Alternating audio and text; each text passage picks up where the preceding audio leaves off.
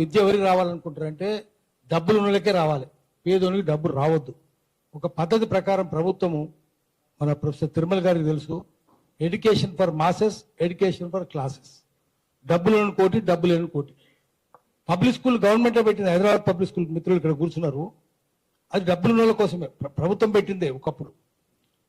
సరే, ఇప్పుడు ఆ ప్రభుత్వం పేరుతో ప్రైవేట్ వాళ్ళ చేతులకు పోయింది, అంత దొంగల చేతులకు పోయింది హైదరాబాద్ పబ్లిక్ స్కూల్. అట్లే యూనివర్సిటీస్ కూడా జేఎన్యూకి ఒక రకమైన గ్రాంట్స్, ఉస్మానియాకి ఒక రకమైన గ్రాంట్స్. అప్పుడు యూనివర్సిటీల్లో కూడా తేడాలి, మళ్ళీ డబ్బులు వాళ్ళే అక్కడ పోతారు, తక్కిన వాళ్ళు పోరు. ఇది ప్రభుత్వం ఒక పద్ధతి ప్రకారం పేదోనికి విద్య రావద్దు. ఎందుకంటే విద్య వస్తే ప్రభుత్వం దృష్టిలో ప్రజలకు విద్య వస్తే శాంతి భద్రతలకు విఘాతం కలుగుతుంది. ప్రశ్నిస్తాడు కదా, నువ్వు తప్పు చేస్తున్నావు, నువ్వు తప్పు చేస్తున్నావు, ఈ తప్పు చేస్తున్నావు. ఒకవేళ విద్య వచ్చినా కూడా వాడు మందు కొట్టాలి, జర్దా తినాలి, గుట్కా తినాలి, మత్తులు ఉండాలి, సావాలి. అందుకే మందు అంతా తయారు చేసి దేశంలో అంతా, అది విదేశీ మద్యమే, షావాలి, బ్రిస్, మెక్డబెల్ అన్ని కంపెనీలు, విదేశీ కంపెనీలే, అవే తాగాలి. రోగం వస్తే చావాలి. మళ్ళా వాడు రోగం వస్తే ఆసుపత్రులు కూడా వాళ్ళే కదా, రాజకీయ నాయకులే ఆసుపత్రులు, వైన్ షాప్ డీలర్స్ వాళ్ళే, ఆసుపత్రులు వాళ్ళే, స్కూళ్ళు వాళ్ళే. చైనా నారాయణ, ఎంతమంది మిత్రులు చెప్పి, చైతన్య నారాయణ. ప్రైవేటే ఉండాలి, గవర్నమెంట్ ఉండొద్దు. ఇప్పుడు మనం చేయాల్సింది జనమందరికి చెప్పాలి. దొంగలే రాజ్యాలు ఉన్నారు కదా, మంచోళ్ళు ఉన్నారు ఎవడన్నా? మంచోళ్ళు మనం ఏమంటున్నాము, మామూలు చదువుకున్నాడు, మీడియా కూడా వాళ్ళదే. మన మిత్రులు చెప్పినట్టు మొత్తం రాజ్యాంగం 4 అంగాలు, 4 స్తంభాలు అందాం, మొత్తం నెరలు బాసినాయి, ఎప్పుడో కుప్పగూలిపోతాయి. పార్లమెంట్ అంతా దొంగలే ఉన్నారు, అసెంబ్లీ అంతా దొంగలే ఉన్నారు, ఎగ్జిక్యూటివ్ వాళ్ళు దొంగలు కాదు కానీ దొంగలకు సద్దులు మోసే లంగలాలు, ఐఏఎస్ ఐపీఎస్. మీడియా మాఫియానే కదా, శ్రీశ్రీ చెప్పిండు, పెట్టుబడికి కట్టుకథకు పుట్టిన విషపుత్రికలు ఆంధ్రుల దినపత్రికలు. పత్రికలు గోరంతలు కొండంతలు చేస్తాయి, కొండలు గోల్కొండలు దాచేస్తాయి. మీడియా అట్లుంది. జడ్జిలు ఎట్లున్నారు? నేనేం భయపడతలేను జడ్జిల గురించి చెప్పడానికి.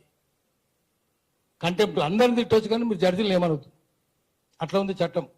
చెప్తాం అందరికీ. Worst industrial disaster in the world after industrial revolution, Bhopal gas 1984 December 2 అర్ధరాత్రి 65,000 మంది చచ్చిపోయారు.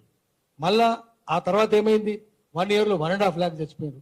జడ్జిమెంట్ వచ్చింది, supreme court chief justice of India judgement 97లో వచ్చింది, 13 ఏళ్ళ తర్వాత. అట్లా 13 ఏళ్ళే. ఏమని వచ్చింది? It is like car accident, do we ditch our car for car meets an accident, culpable homicide, not amount to murder. ఒక్కరోజు ఆ union corporator Anderson police station మెట్లకెళ్ళి, కోర్టు మెట్లకెళ్ళి, జైలు మెట్లకెళ్ళి, ఏ విమానం దిగిండో ఆ విమానం ఎట్లా వెళ్ళిపోయాడు. ఒక్కరోజు పార్లమెంట్లో చర్చ జరగలే. ఏం పార్లమెంట్లు, ఏం సుప్రీంకోర్టులు, ఏం మీడియా, ఏముంది? రాజ్యాంగం ఎక్కడుంది?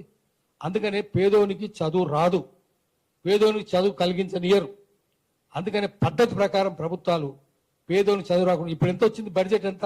3,26,000 కోట్ల తెలంగాణ బడ్జెట్ ఈ ఏడాది 3,26,000 కోట్లు. దాంట్లో 26,000 కోట్లే విద్యకు. మళ్ళీ అది కూడా ఏమవుతుంది? ల్యాబ్స్ అవుతుంది. పైసలు అంత ఖర్చు పెట్టరు, ల్యాబ్స్ అవుతుంది, సగం కూడా ఖర్చు పెట్టరు. అంటే 8% ఇచ్చిండ్రు, 8%లో 4% ఖర్చు అవుతుంది, తక్కినంత ల్యాబ్స్ అవుతుంది. అంటే ఇంకేదో వెళ్ళిపోతుంది, ఖర్చు కాలే, అది కాలే, ఇది కాలే అని వెళ్ళిపోతుంది. అసలు ఎడ్యుకేషన్కు సపరేట్ సబ్ ప్లాన్ ఉండాలి. మనం పరిష్కారం కూడా చెప్పాలి. సబ్ ప్లాన్ ఉంటే దానికి అప్పుడు అడుగుతాం ఎంత. ఇప్పుడు SC ST సబ్ ప్లాన్ ఉంది, సబ్ ప్లాన్ ఉంటే అడుగుతాం, క్వశ్చన్ చేస్తాం. ల్యాబ్స్ కావడానికి కూడా వీలు ఉండదు. తర్వాత ప్రతి పైసా అకౌంట్ ఉండాలి. అట్లా అకౌంట్ ఎక్కడుంది? ఏమీ లేదు. మొత్తం విద్య నాశనం చేసి పారేస్తుండ్రు. అందుకనే మనం ఇప్పుడు నేను 2 ముక్కలే చెప్పేస్తా.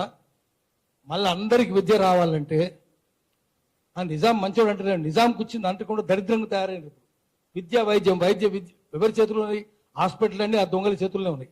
మన సీఎం కూడా హాస్పిటల్ మా బామ్మరిది అని చెప్తున్నాడు, హాస్పిటల్ మన ఇనాగరేట్ చేసి. అట్లెట్టుంటుంది? నీకు ప్రైవేట్ హాస్పిటల్ ఎందుకు ఉంటాయి? గవర్నమెంట్ హాస్పిటలే ఉండాలి, ప్రైవేట్ హాస్పిటల్ ఉండొద్దు. అంత రాజకీయ నాయకులే. కేసీఆర్ది యశోద, చంద్రబాబు నాయుడుది కిమ్స్ కామినేని, అపోలో విశ్వేశ్వరరెడ్డిది, ఇప్పుడు నాదే అని చెప్పి సీఎం మన రేవంత్ రెడ్డి చెప్పబట్టే అందరి దొంగలే ఉండే హాస్పిటళ్ళు, విద్యా సంస్థలు అన్నీ. అందుకని మనం ఇప్పుడు చేయాల్సింది ఏంటంటే ప్రైవేట్ ఏది ఉండొద్దు, విద్య ఉండొద్దు, వైద్యం ఉండొద్దు. ఉంటే వీపు పగలగొడతామని చెప్పాలి. వాడు ఏ ముఖ్యమంత్రి అయినా కానీ, ఏ పార్టీ అయినా కానీ. బీజేపీ కూడా చేస్తుందా? బీజేపీ కూడా దొంగల చేతులకి పోతుంది.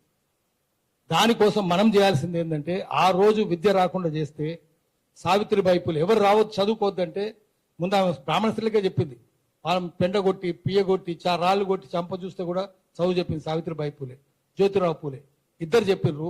మళ్ళీ మనం సావిత్రిబాయి పూలే, జ్యోతిరావు పూలేని పెట్టుకొని ప్రజలందరికీ విద్య రావాలి, పేదోళ్ళకే విద్య రావాలి అని చెప్పి పోరాటం చేయాలి.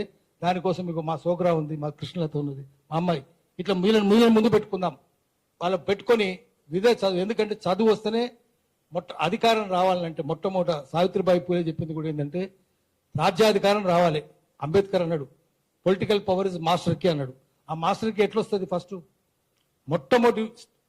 మొట్టమొదటి మెట్టు ఏంటంటే విద్యా సాధికారత, ఎడ్యుకేషన్ ఎంపవర్మెంట్. ఎడ్యుకేషన్ వస్తే ఉద్యోగం వస్తుంది, ఉద్యోగం వస్తే ఆర్థిక సాధికారత వస్తుంది, ఆర్థిక సాధికారత వస్తే గౌరవం వస్తుంది, అప్పుడు సామాజిక సాధికారత వస్తుంది, అప్పుడే రాజ్యాకాంక్ష కలుగుతుంది. రాజ్యాకాంక్ష కలిగినప్పుడే మీకు రాజ్యాధికారం వస్తుంది. ఆ తర్వాత కాన్స్టిట్యూషనల్ పవర్ కూడా రావాలి. అంటే అన్ని అంగాల్లో జ్యుడిషియరీ, ఎగ్జిక్యూటివ్, పార్లమెంటు, మీడియా అన్ని మన చేతుల్లో ఉండాలి. అప్పుడే కాన్స్టిట్యూషనల్ పవర్స్ వస్తుంది. దానికోసం మనం సావిత్రిబాయి పూలే, జ్యోతిరావు పూలే బొమ్మలు పెట్టుకొని ఇక్కడ నుంచి ఒక దీక్ష తీసుకొని పోదాం, పోరాటమే చేద్దాం, బడత పట్టుకుందాం. టీచర్ చేతిలో బడత ఉంటుంది కదా, ఆ బడత పట్టుకుందాం, అధికారంలో పొట్టు కొడదాం. అట్లయితేనే వస్తుంది.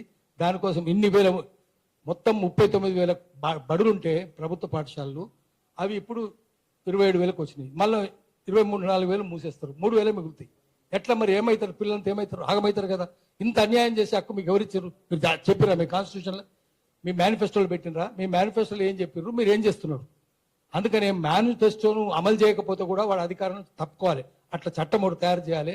మనం ప్రభుత్వాన్ని అడుగుదాం. నీ మేనిఫెస్టో ప్రతిరోజు ఒక మనం మేనిఫెస్టో గురించి, రఘు ఇక్కడ ఉన్నాడు, నువ్వు మేనిఫెస్టో రఘు రోజు ఒకటి ప్రోగ్రామ్ చేయండి. నువ్వు మేనిఫెస్టోలో ఏం చెప్పినావు, ఏం చేస్తున్నావు, నువ్వు ఎటుపోతున్నావు, దాని మీద మీడియాలో చర్చ పెట్టాలి. పెడితే అప్పుడు బుద్ధి వస్తుంది. రేపు లోకల్ బాడీ ఎలక్షన్స్ వస్తున్నాయి, అయినా సిగ్గుశరం లేదు. మున్సిపల్ ఎలక్షన్స్ వస్తున్నాయి, సిగ్గుశరం లేదు. ఓడిపోతారని సిగ్గు కూడా లేదు మీకు.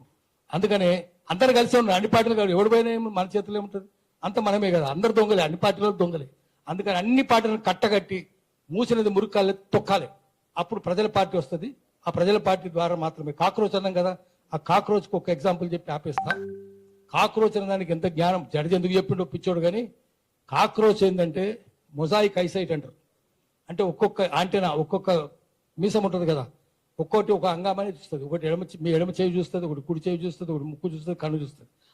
ఒక దగ్గర తీసుకొస్తే సమ్యక్ దృష్టి, సమగ్రమైన దృష్టి వస్తుంది.